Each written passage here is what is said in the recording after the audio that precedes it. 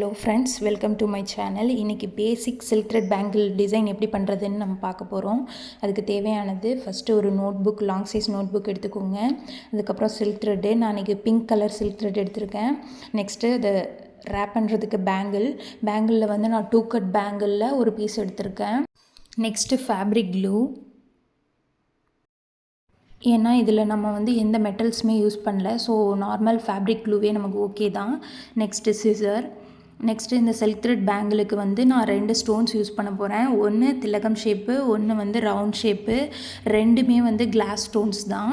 இது ரெண்டுமே வந்து ஸ்மால் சைஸு. நான் வந்து மெட்டீரியல் வீடியோஸ் வந்து நான் முன்னாடி போட்டிருக்கேன். என்னோடய சேனலை செக் பண்ணுங்கள். வேணும்னா நான் லிங்க் வந்து டிஸ்கிரிப்ஷன் பாக்ஸில் கொடுக்குறேன். இது எல்லாத்தோட ரேட்டு, இதோட டீட்டெயில்ஸ் எல்லாமே நான் அதில் சொல்லியிருக்கேன். இப்போ வந்து இந்த நூலை வந்து எடுத்துக்கிறோம்.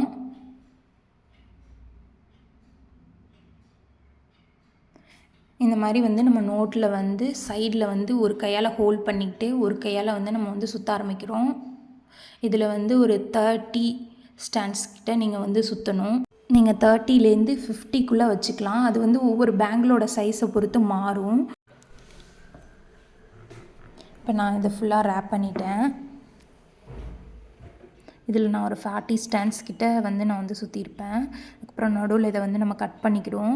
கட் பண்ணிக்கிட்டு நூல் சமமாக இருக்கான்னு பார்த்து கட் பண்ணிக்கிட்டு அதில் வந்து க்ளூ அப்ளை பண்ணுறோம்.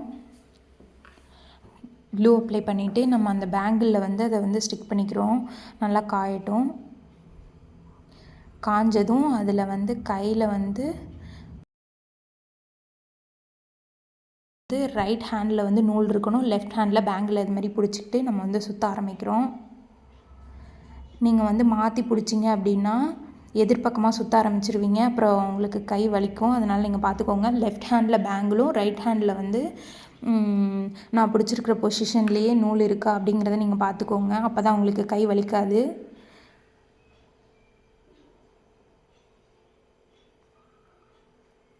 நடுவில் வந்து நூல் வந்து சிக்கிக்கிட்டுனா அதை ஃபுல்லாக நீங்கள் வந்து எடுத்து சரியாக அதை வந்து பட்டையாக வர்ற மாதிரி நீங்கள் வந்து பார்த்துக்கோங்க. அப்போ தான், இல்லைன்னா சுருண்டு இருக்கும் சுற்றும்போது.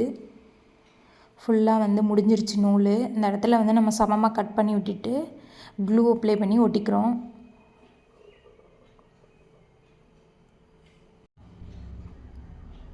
இதை நல்லா ஒட்டினதை வந்து நம்ம நல்லா வந்து அழுத்தி விட்டுறணும். இல்லைன்னா அதில் ஒரு நூல் 2 நூல் வந்து தூக்கிட்டு இருக்கும். இப்போ வந்து சின்ன சைஸில் தான் நமக்கு வந்து ரேப் பண்ண வேண்டியிருக்கு. அதனால் நான் வந்து நோட்டை வந்து திருப்பி பிடிச்சி வந்து நூலை சுற்ற ஆரம்பிக்கிறேன். நீங்கள் அட்ஜஸ்ட் பண்ணி தான் வந்து பார்த்துக்கணும். அதுக்கு நமக்கு போதுமா, இத்தனை ஸ்டாண்ட் சுற்றினா இதுக்கு பத்துமா அப்படிங்கிற மாதிரி நீங்கள் அதோட திக்னஸை பார்த்துக்கோங்க ஃப்ரெண்ட்ஸ். இப்போ வந்து போதுமான அளவுக்கு நான் வந்து சுற்றிட்டேன். ஓரளவுக்கு திக்னஸ் இருக்குது, இது போதும். ஸோ நான் அதை வந்து கட் பண்ணிக்கிறேன். கட் பண்ணிக்கிட்டு நம்ம ஃபஸ்ட்டு பண்ண மாதிரியே அதே மெத்தடில் நம்ம வந்து திருப்பியும் அதில் வந்து ஒட்டி சுற்றிக்க போகிறோம். இப்போ வந்து நீங்கள் வந்து இல்லை, நான் வந்து ஒரே ஒரு நடை வந்து நோட்லேயோ இல்லை எதுலேயோ ரேப் பண்ணுறேன் அப்படின்னா அதை அப்படியே எடுத்து ஸ்டிக் பண்ணால் அதுக்கப்புறம் எனக்கு வந்து ஃபுல்லாக ஃபினிஷிங் வரைக்கும் வரணும் அந்த நூல் அப்படின்னு நீங்கள் கேட்குறீங்க அப்படின்னா இந்த இது வந்து 2 கட் பேங்கிளா, இந்த 2 கட் பேங்கிளில் நீங்கள் வந்து கரெக்டான ரேப் பண்ணணும் அப்படின்னு நினைக்கிறீங்கன்னா நீங்கள் வந்து கேலண்டர் அட்டை எடுத்துக்கலாம்.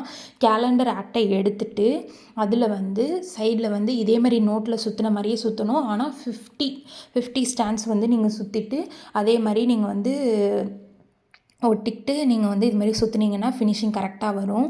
இப்போ வந்து நம்ம வந்து எந்த இடத்துல வந்து ஃபினிஷ் பண்ணமோ அதே இடத்துல வந்து நம்ம கரெக்டாக அது மேலேயே நம்ம வந்து ஒட்டிக்கிட்டு லெஃப்ட் ஹேண்டில் வந்து வளையல் இருக்கிறது, ரைட் ஹேண்டில் வந்து நூல் இருக்குது, அந்த மாதிரி வச்சுக்கிட்டு நீங்கள் வந்து சுற்றுனீங்கன்னா நீங்கள் வந்து நேராக சுற்றுவீங்க. இல்லைன்னா தலங்கீழ சுற்றுவீங்க. தலங்கீழ சுற்றுறதுக்கும் நேராக சுற்றுறதுக்கும் என்ன டிஃப்ரென்ஸ் அப்படின்னா, தலங்கீழ சுற்றும்போது நமக்கு வந்து கை வலிக்கும்.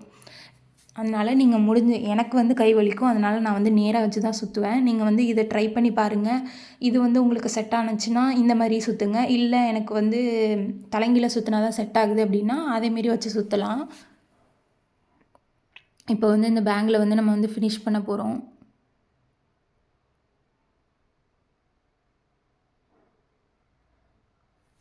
ஃபினிஷ் பண்ணும்போது நூலை வந்து சமமாக வச்சுக்கணும் அப்படின்னு நான் சொல்லியிருந்தேன். நீங்கள் வந்து சமமாக வர்ற மாதிரி நல்லா டைட்டாக இறுக்கி பிடிச்சிக்கோங்க. பிடிச்சிக்கிட்டு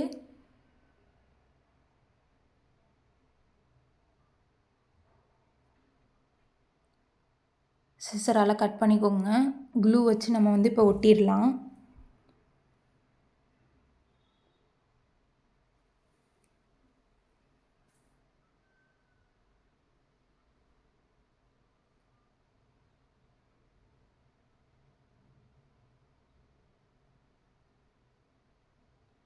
அதில் வந்து சம்டைம்ஸ் நீங்கள் க்ளூ ஒழுங்காக வைக்காதம்போது 1, 2 நூல் வந்து தூக்கிட்டு இருக்கிற மாதிரி இருக்கும். அதை நீங்கள் பார்த்து ஒட்டிக்கோங்க.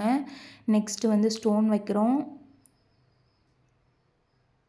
சென்டரில் ஒரு ரவுண்ட் ஸ்டோன் ஒட்டிட்டு திலகம் ஷேப்பை வந்து நம்ம வந்து சைடில் வந்து ஸ்டிக் பண்ணுறோம்.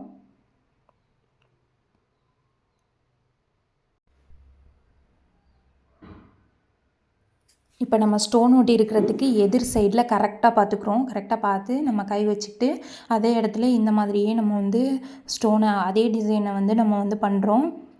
ஒரு பீஸில் வந்து இந்த பூ டிசைனை வந்து 4 வாட்டி நம்ம வந்து பண்ணுவோம். இப்போ இது ஃபினிஷ் பண்ணிட்டோம். நெக்ஸ்ட்டு 2க்கும் சமமாக நடுவில் சென்டர் பாயிண்ட் வச்சுக்கிட்டு நடுவில் ஒரு ஸ்டோன் வச்சுக்கிட்டு நம்ம அதே திலகம் ஸ்டோன் வச்சு நம்ம வந்து ஒட்டுறோம். இது போலவே நம்ம வந்து 4 சைட்ஸும் வந்து ஒட்டி எடுத்துக்கிறோம். இந்த மாதிரி இப்போ நான் வந்து கையால் ஒட்டுறேன். நீங்கள் வந்து இதுக்குன்னு ஒரு இன்ஸ்ட்ருமெண்ட் இருக்குது. ஒரு பென் மாதிரி இருக்குது. அதுக்கப்புறம் ஒரு க்ளூ வந்து ஒரு அட்டை மாதிரி கொடுக்குறாங்க. அது 2 பீசஸும் வந்து இன்ஸ்டாகிராம் ஆன்லைனில் எல்லாம் செல் பண்ணுறாங்க. உங்களுக்கு வேணும்னா அதை வாங்கிக்கலாம். அந்த பென்னில் வந்து நம்ம வந்து க்ளூவை வந்து தொட்டுக்கிட்டு அது மூலியமாக அந்த ஸ்டோன் எடுத்து வைக்கும்போது க்ரிப்பு கிடைக்கும், கொஞ்சம் ஈஸியாக இருக்கும் அப்படின்னு சொல்லிட்டு அவங்க வந்து செல் பண்ணுறாங்க. நீங்கள் ட்ரை பண்ணி பாருங்கள் ஃப்ரெண்ட்ஸ். இப்போ ஃபுல்லாக நம்ம வந்து ஒட்டி முடிச்சிட்டோம். ஃபைனல் லுக்கு இப்படி தான் இருக்குது. ஒரு 2 to 3 ஹவர்ஸ் வந்து நம்ம இதை காய விடணும். ஃபைனல் லுக் இப்படி தான் இருக்குது ஃப்ரெண்ட்ஸ். தேங்க்யூ ஃபார் வாட்சிங்.